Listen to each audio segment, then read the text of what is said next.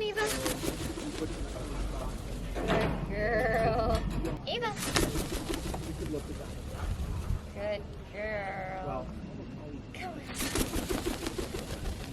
Good girl. Yeah.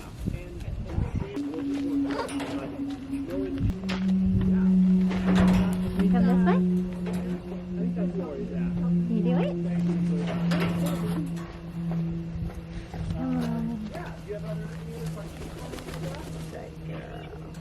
Good. I got a question for you. Okay. How are your barbecue tickets?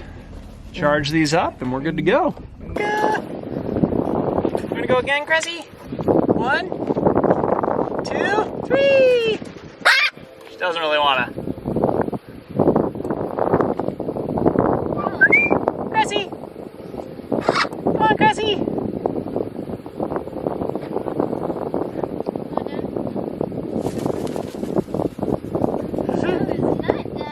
Cressy! Cressy, Cressy!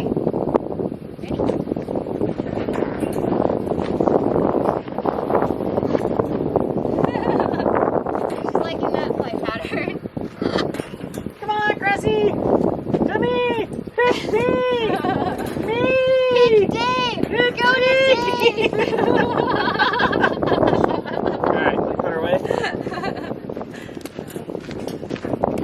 Now, it's super important for me that Dave is forming a relationship with Ava just as much. So here you can see him asking for some flights from her, and we try to be very balanced in our approach of who's working with Ava versus who's working with Jinx, and just making sure if we feel a little bit like something's getting off balance that we swap trainers or swap birds in that scenario, because I want to make sure that both birds are receptive to both of us. That's really, really important in the dynamic of making this entire training process work cohesively. You want to go? Go!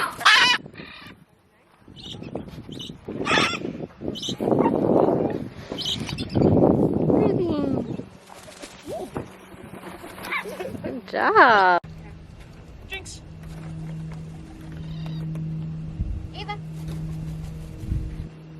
Jinxie! Ava.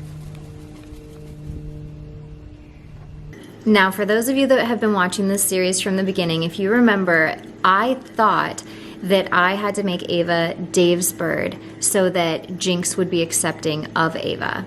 And here you actually see Dave working with Jinx and I'm working with Ava. And something that we've discovered is that when Dave starts the precedence of, hey, Jinx, I'm training and I'm working with you, Jinx dials in a way that he doesn't do with me. When we try the reverse approach, he's just in a completely different mindset. Versus when Dave works with him, it's more training mode and he's looking for how to be on his best behavior to earn rewards and reinforcers. And so this worked really well for us. Jinx! Cressy!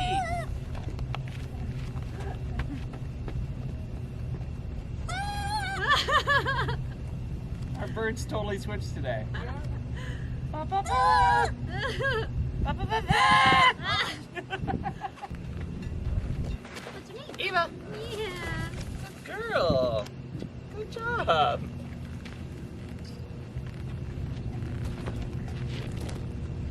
Eva! Oh. Careful. Uh. You went beak open on that flight. Yeah. Jinx went first. They didn't capture it. Hey, I think you should put Jinx. him on a perch Jinx! next time so he can't face her. Eva! Now you can see that we're switching up the dynamic a lot. Sometimes Dave's working with Jinx and Ava. Sometimes he's just working with Jinx. Sometimes he's just working with Ava. Same with me. We're just trying to shift the dynamic a lot to see what works and what doesn't and where we might be running into issues. Yeah, for sure.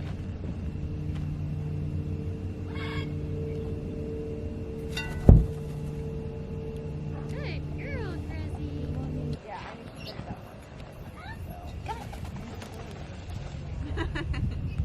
So that was Ava's entire second flight trip. To me, it went so much better than the first because she had more opportunities to succeed.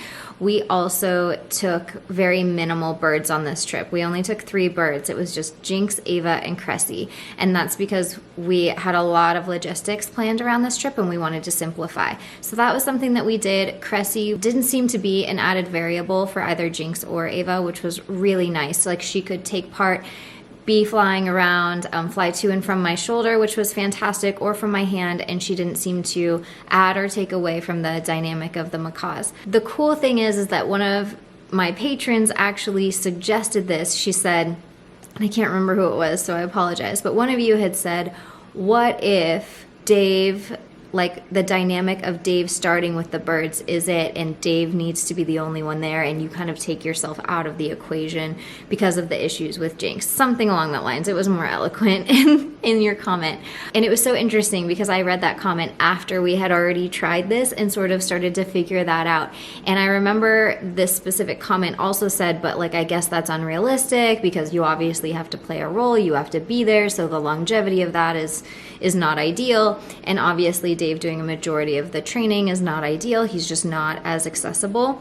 And so I just thought that comment was really well thought out. Like you thought of a plan that could lead to success, and I think that's really important. So even though it's not sustainable long term, just having like an entryway to get there is super cool thinking, and it ended up being true. So I've noticed that when Dave gets the birds and sets them up in a scenario, they have a different mindset going in than when I grab the birds and I set the scenario. It's different. And so for example, when we set up the video to be filmed for the perch launch and the Valentine's Day video, that was all Dave. Dave set it up and I walked into the scene like, what are you doing? They have never been like this before. And he's like, yeah, I was setting the studio and I decided to bring them in and it was working in their comm, so let's just have you film in it. And I was shocked. I was just like, oh my gosh, am I gonna have to be ready to intercept and get in the middle of something?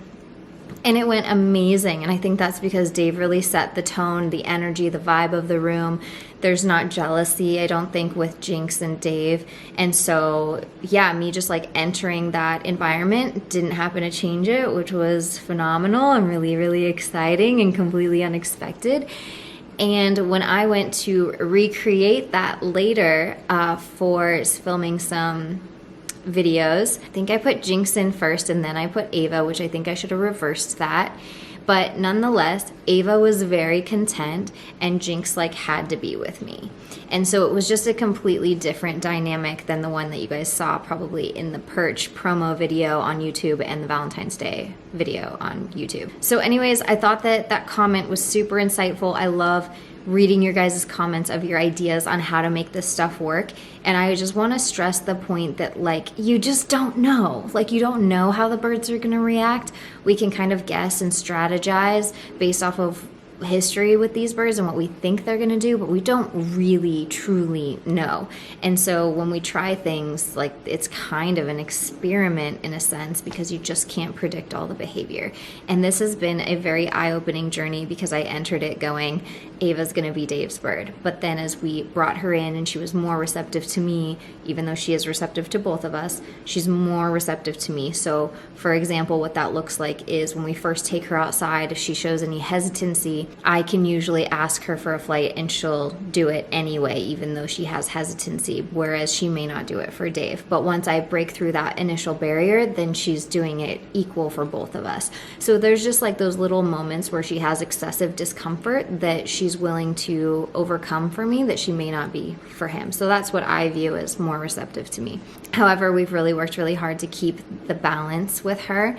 And the cool thing is, and something I told Dave, is I feel like Jinx is actually a better bird when he's locked on with Dave for training. And that's something that I'm just like, ooh, I think that my relationship kind of hinders him sometimes.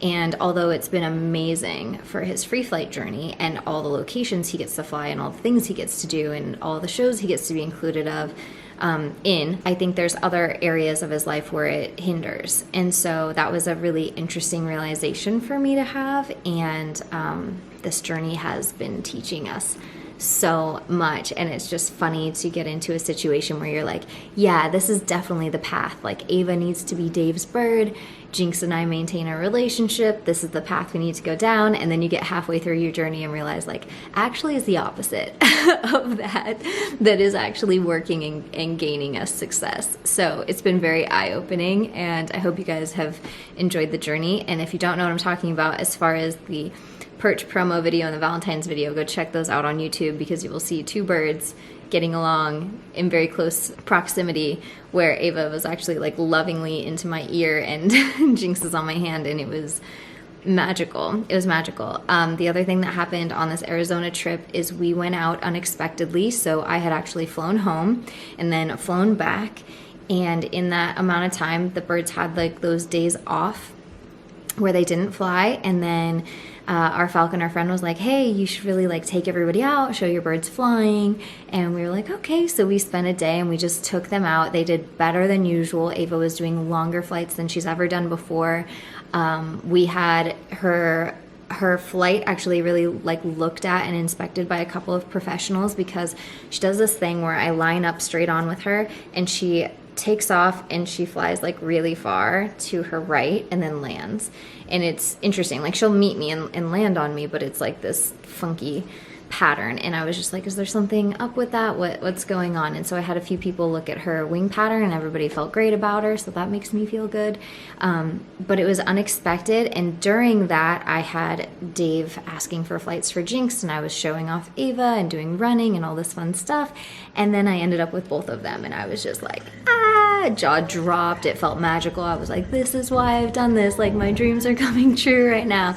It felt like a really amazing moment and unexpected. Like, it happened organically and naturally, and I think that's so important. I've been beating myself up over taking too much time to do what I've been doing, and that moment proved that like that is the correct way to do it. Like, you do need to let it build naturally and organically. You need to not be forcing things. You need to not be on a deadline or a specific timeline. You need to just be okay. And I think for me, I'm like, oh my gosh, I have to give patrons like 3 videos a month at least, and holding myself to this really high standard of showing progress. And if I just let go of that and let things just happen how they're meant to happen and how the birds feel comfortable with them happening, it's so much better. It's just so much better. And I'm so happy. Like, I wanted this. There was moments of me feeling very discouraged through this process, and now I see like light at the end of the tunnel, and I'm like, okay, dreams can come true. I think I can get these guys flying together someday. It could take years, but I think it's achievable. Oh, really? What the heck happened? Why did you just fall? What's your nickname? There we go. What's your nickname? You wave? Sorry. That's not it. It's not it.